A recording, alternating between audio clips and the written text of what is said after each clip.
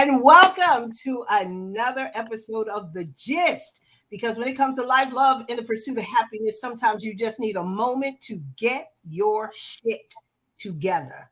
And so do we. I'm your host, Kay Bellamy, and I got my co-host, Val here. Steph is not with us tonight, but we have a really good fill-in.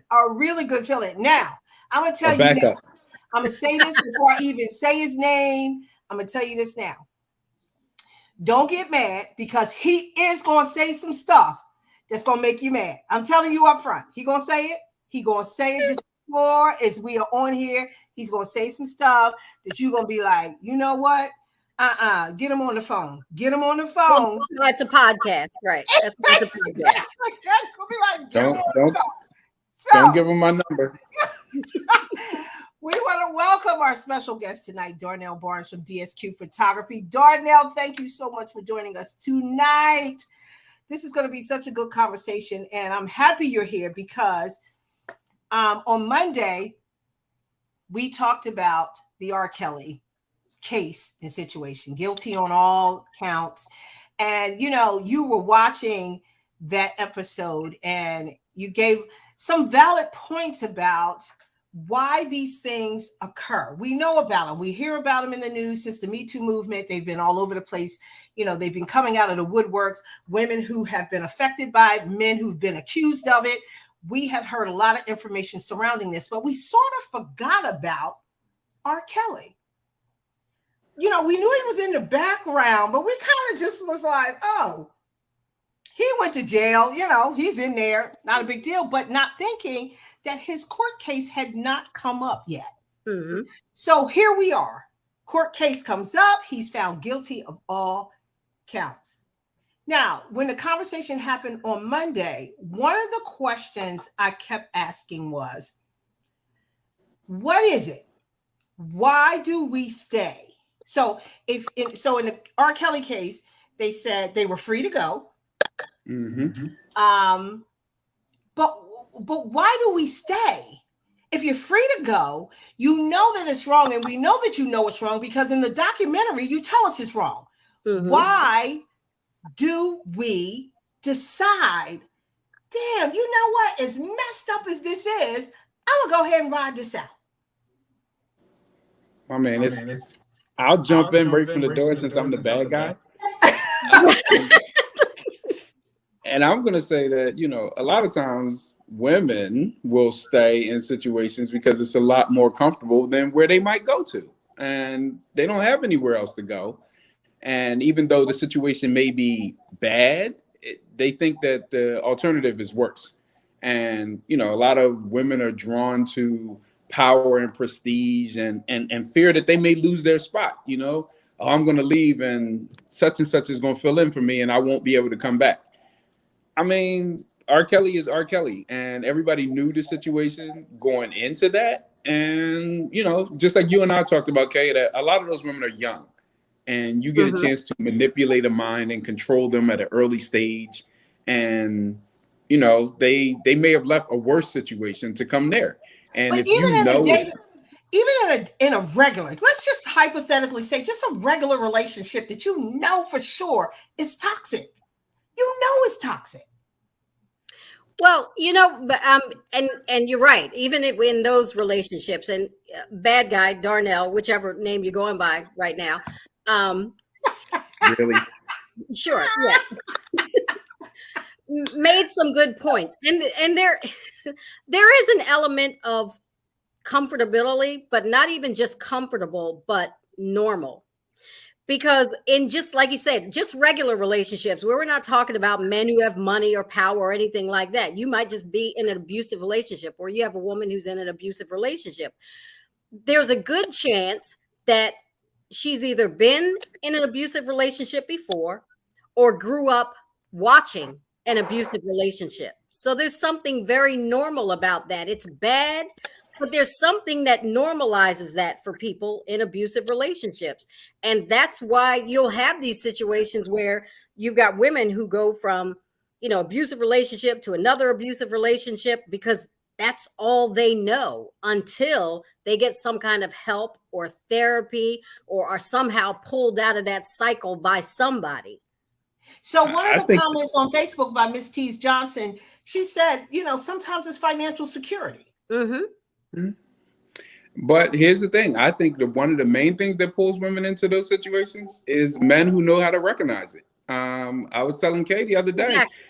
when you see a situation and people don't know how to control their life, and you are one of those people who knows how to control, R. Kelly knew how to pick them out very easily. Like, you can walk down the street and go, her, her, her, and you know exactly what you're looking for, like looking for a name brand. And once you Right. get good at spotting it, you can spot 100 women that fall into that criteria.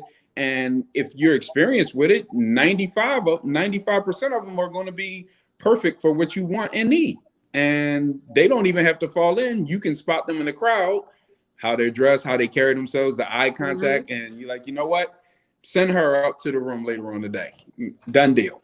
Like, it's too easy. And I you mean, I can, hear what you said earlier about some people or some women, um, just find they don't have any other place to go. But a lot of them do.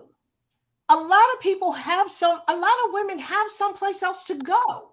And the question becomes, what is it about us that makes us so insecure that we would stay in a toxic relationship? Because toxic relationships are not just with the rich and famous. Yeah. They're every single day. And people are unhappy, and you just sit in this place. What is it? Is that mental illness? Is that lack of self-worth? Is that crazy? What exactly is it? It could be all of those things. It depends on the woman. I mean, the truth is, it can be all of those things, whether it's, mental health or not feeling worth better than what you're getting. So that's a insecurity, a mental health issue. Like, it could absolutely be that. I mean, and yes, you certainly know there's men who prey on people who have literal mental illness. So it could be that.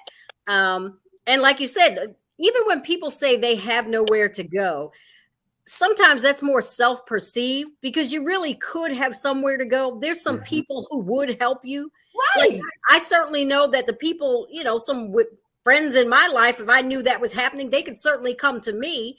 But people feel like they don't have anywhere to go because that's what they've put in their head. Like, I can't go there. I can't go there. And there's also that fear of being judged, because if you find yourself in an abusive relationship, and you're wondering, what are people going to think of me? How did I get here? And now what are people going to think of me?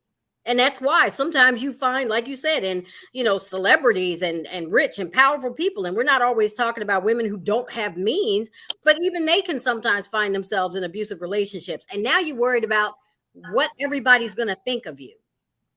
Right. I think it's a sense of normalcy, though. I think that, taking mental illness and things off the table, I think that what happens is that we get used to certain things. We've grown up in some harsh environments as Black people, so we normalize things that wouldn't be normal to the average person. Something getting punched or getting jumped in the neighborhood becomes normal because that's what we're used to. So you get a woman who goes, oh, well, he only hits me once a year. And they normalize that to Right. You get hit every 6 months and things like that, and it becomes part of your lifestyle. So you don't know any different. And then when something else happens to you.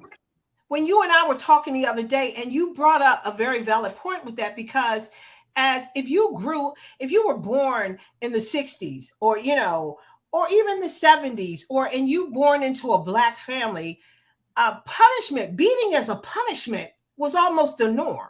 It was the norm. And it was crazy because Darnell was saying, listen, you as a kid, your parents are beating you and you run and they say, get back here, and you come back. You come back. You just come right back for the beating. Oh, so that makes sense. Right. So it makes sense. Right. Yeah, so you come back for the beating because you're like, oh, Self-destruction. Oh. And you know what? And when he said that, it like such reality set in that said, damn, who comes back for the beating? Yep. My mom told me, she said, you run. If I have to chase you, it's going to be worse. It's going to be worse because now you made her tired. Right. So now you made her tired.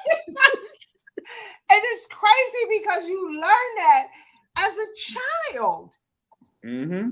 You And learn now we that sit as there a and tell, child. and now we tell these grown women to run. And when he says it's going to be worse if you run instead of just staying here, then we come at them and say that they're wrong.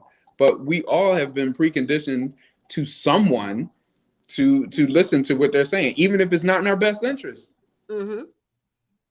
Right. And we knew it wasn't. Right. Because with our parents, it was, I mean, if probably for at least for those of us sitting here, we know it was in our best interest. Our parents weren't abusing us, although now that is considered abuse. Now you got kids running around talking about I'm calling. Listen, it was abuse. It was abuse then too. But we gonna move past that. It was abuse then too.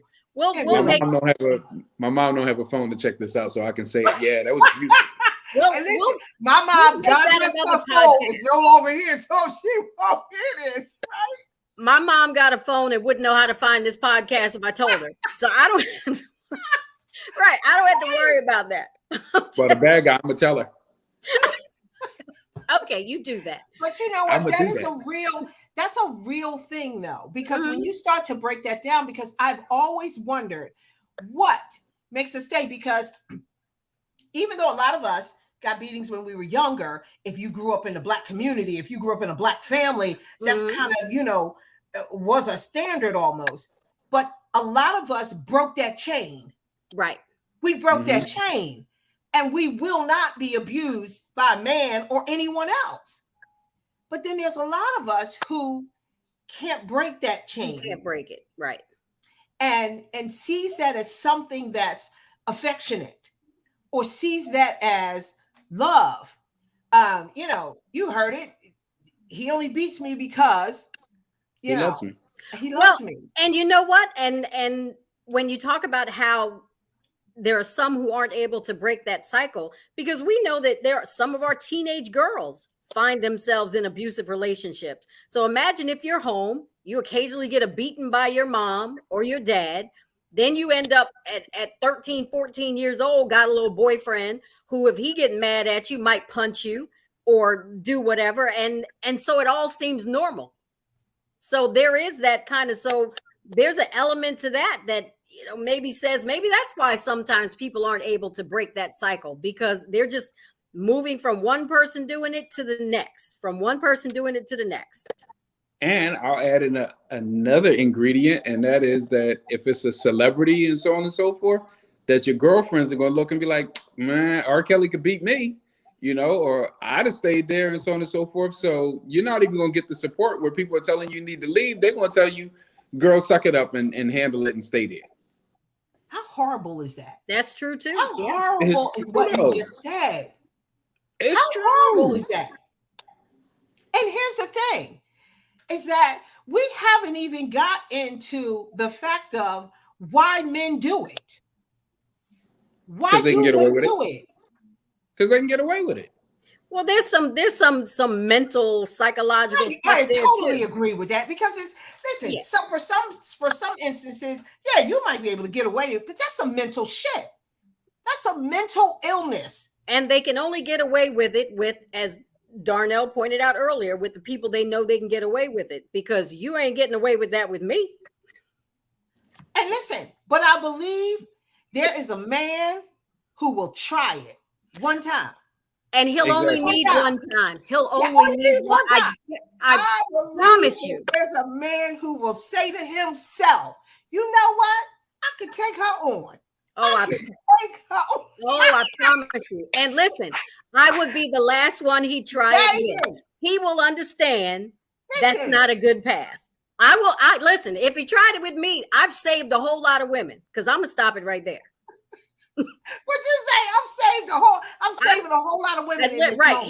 He's not moving to a next one, because when I'm done with him, I ain't calling the cops either. No. But then you have things that happen like the burning bed. Because you know what, after a while, or you have, when you watch shows like Why Women Kill. Yeah. Or you watch shows like Snap.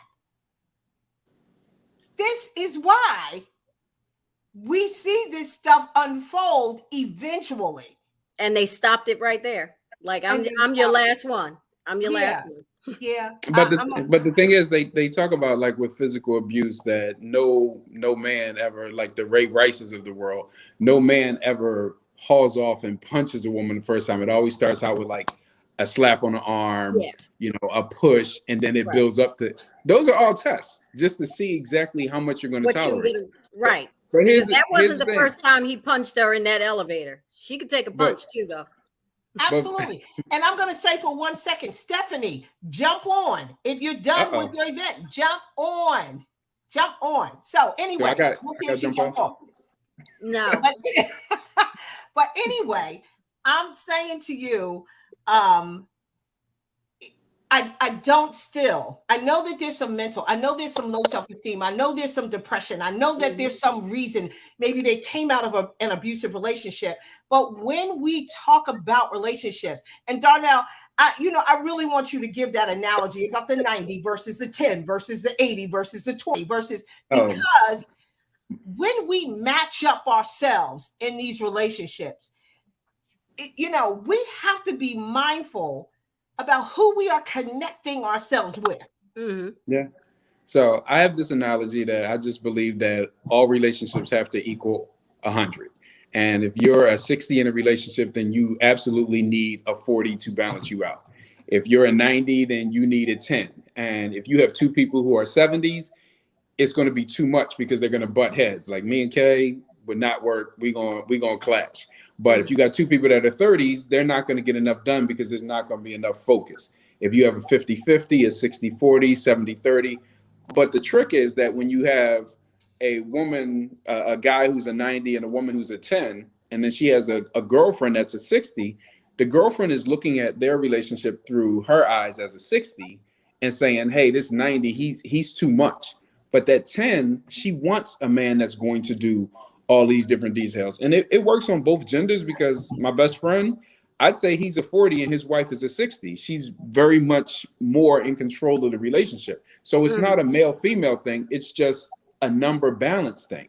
And, when you find, if you're a 90, you know how to spot 10s. You can walk around and a 90 can collect 100 10s. And if he encounters a 70, he's going to pass him up every day, because it's just like you said, Val, you make that statement and go, you know what? She's not for me. I'm going to go find her girlfriend or somebody in her crew. And that's the way it goes. And those are low-hanging fruit for people who are hunting, so to speak.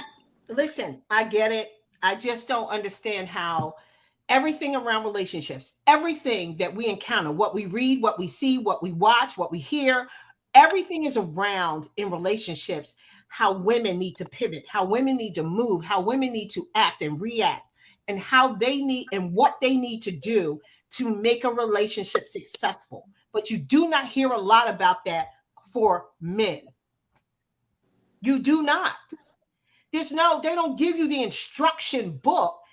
Steve Harvey came on the scene and brainwashed millions of women with this whole theory of what we need to do to have a successful relationship with our man. Don't talk to him for 30 minutes when he come in the door. If there's a crisis happening in the house, give him a chance to come in and have a drink and sit down and relax for 30 minutes. Are you fucking kidding me? Yeah, and y'all listen to that man. Like, first off, no. Listen, I saw the titles of that nonsense and never even bothered. Are you kidding me? I'm like, but a lot of women will. A lot of women listen to that. I mean, right? Listen, I don't need to think like a man. Okay, I don't need to think like a man. Ain't that the truth? Is that not the truth? I don't need to think like one, because most of them, no offense, I'm about to be offended. That's not how they always start. No offense. Don't be offended. Because you were about to be offended. Go ahead and be offended. Let's go ahead. I have the intelligence of, like, a worm or dishwater, or pick one. It's not intelligence.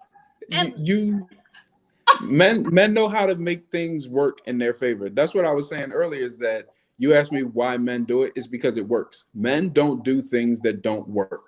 If you scream, hey, light skin, and 20 light skinned women ignore you, you're going to stop doing it. Men do things that work. If it doesn't benefit them, they will stop. If selling drugs didn't bring them new women, they wouldn't do it. Anything that men do that doesn't work, they abandon. And exactly. And that's what makes you guys so simplistic. So, I don't need a book to tell me to think like a man. I already know how y'all think. And if I got to think like a man and a woman, what I need you for? It's the truth. Damn it, because that's too much work. Right. I got to think like you and me. Come on. Well, there's alternatives to that too, but no. we're not going to touch on that right now. It's another podcast. That's another podcast. I can't even believe that he's sitting here saying there's an alternative to that shit too. Like, we got some more tricks in our bag. Like, the thing is, when women try to think like men, that's like us trying to think like y'all. You put yourself at a disadvantage because you're stepping into an arena that's not you. Just like when Val was like, oh, it's going to be the last person. You're not, no offense, you're not going to intimidate a man. Like, it may not work, but you're not going to have him fearful, like, oh my God, if I try this, then she's coming for me. Okay, that's what did Eddie Murphy say that Michael Jackson did for you? This is why I said that there's a man out there that will try it anyway. He will try it. And listen, my point wasn't about I'm intimidating. My plan is to intimidate him, to make him know. My point is, first of all, once you try it, okay, the relationship's over that day. I'm just saying something is going to happen to you when you try it. And then it's just over. I ain't worried about whether you intimidated by me later. There is no later. If you tried it, it wasn't a relationship. Like, that from the start. You tried it. Like, well, my point is exactly. But, even when we were talking earlier about, like abusive relationships, there are times with men where, women will say, I was with him for a year before he did something the first time. Yeah. So, whatever your version of a relationship is, and again, I'm not suggesting, listen, my goal isn't about intimidating anyone. My point is, though, I won't be the one who's being systematically abused. That's not going to happen to me. Whether there's a man who'll try it, he won't try. It won't end up happening more than once when he tries it. And I agree with that.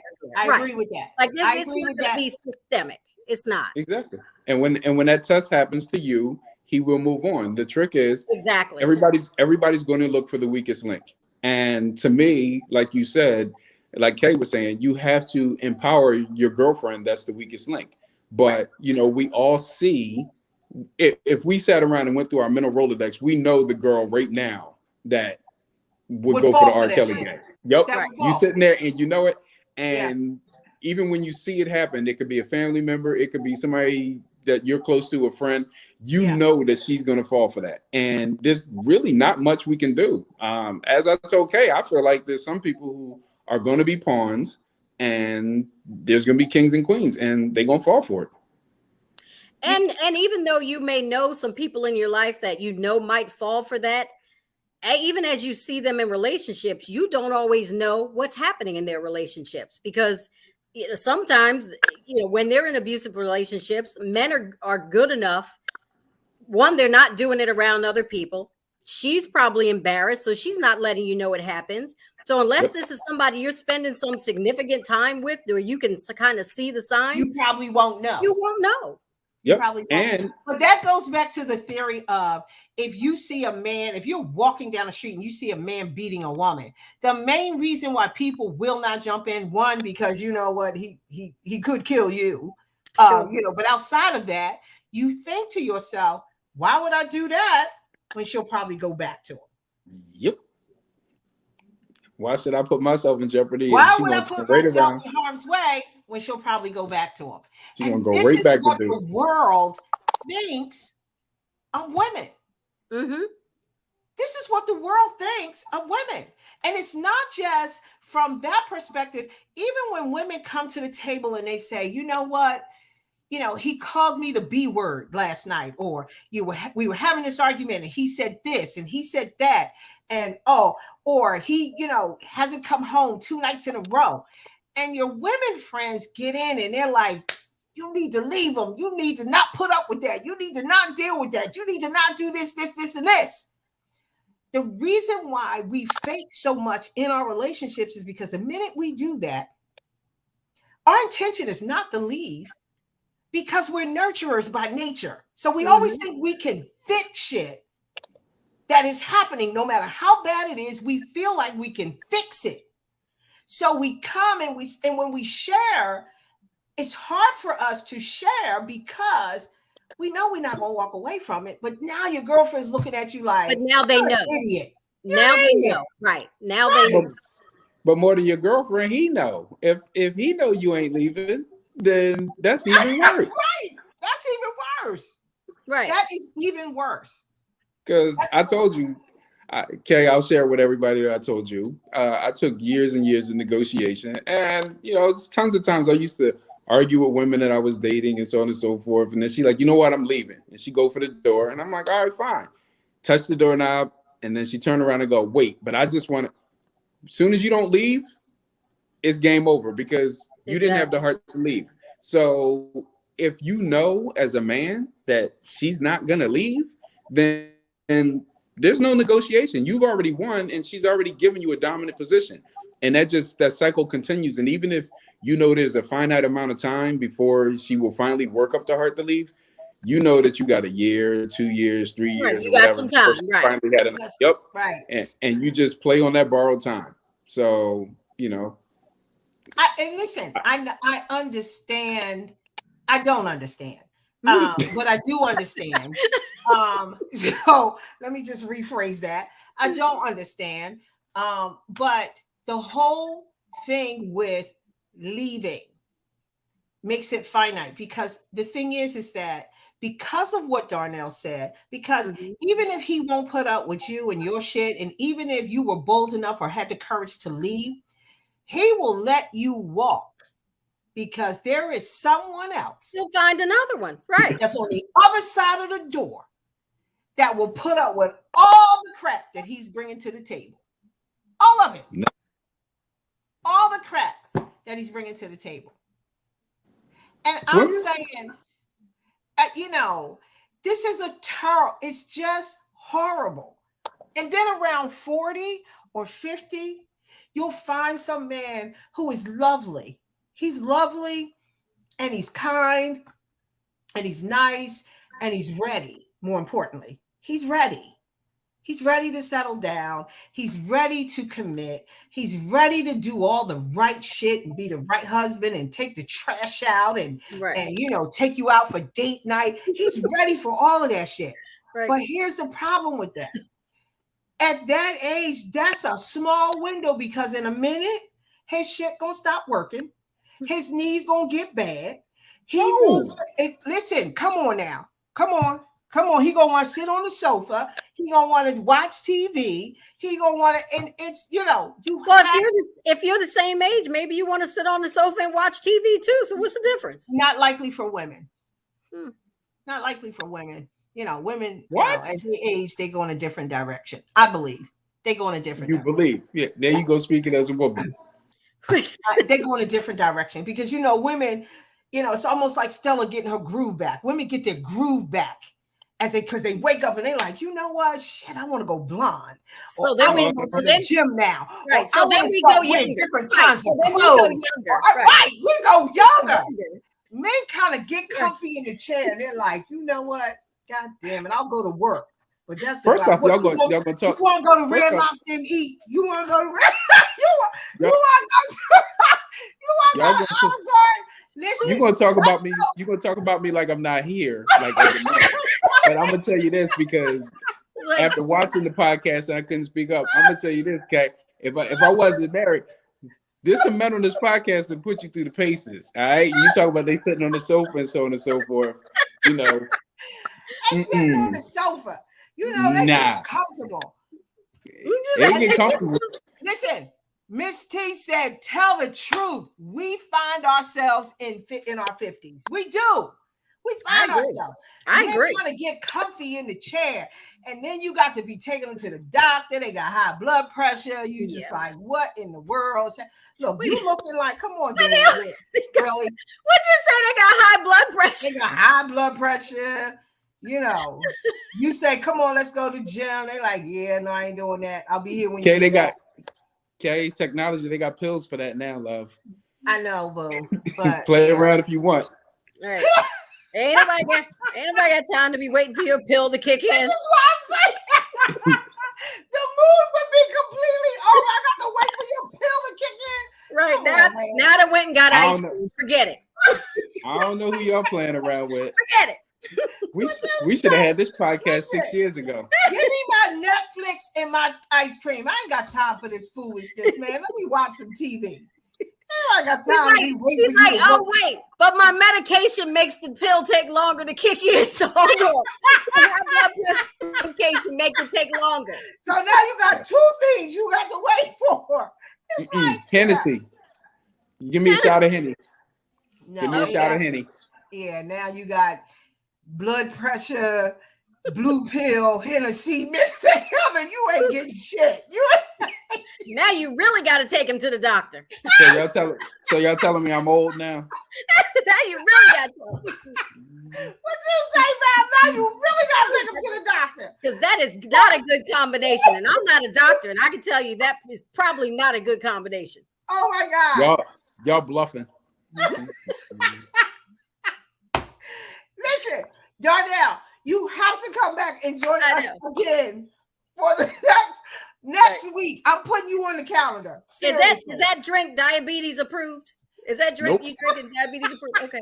Not at all. This is Ciroc. Right. Listen, thank you all for watching another episode of The GYST. Oh my God, Darnell, I'm putting you on the schedule for next week because I have a great topic. If I live that long. Yeah. Okay. Make sure you take your medicine. That's all I can say. Bring Steph in here too. I'm young enough to deal with all three of y'all. And use the elliptical at the gym because that's a smooth motion, so that won't be hard on your knees. Hey, if you want to race me, I can race. I'm up for it. Okay. That's the safe answer. For all of you who have tuned in and been watching this episode of The GYST, thank you so much from the bottom of our hearts. The GYST airs every Monday and Wednesday at 8 p.m. right here on Facebook. Darnell will be back with us next week. We got two great topics next week. So we want to make sure that you join us for that conversation. Because when it comes to life, love, and the pursuit of happiness, sometimes you just need a moment to get your shit together. And so do we. Have a great night, y'all. Good night. Good night. Hang in there, Darnell.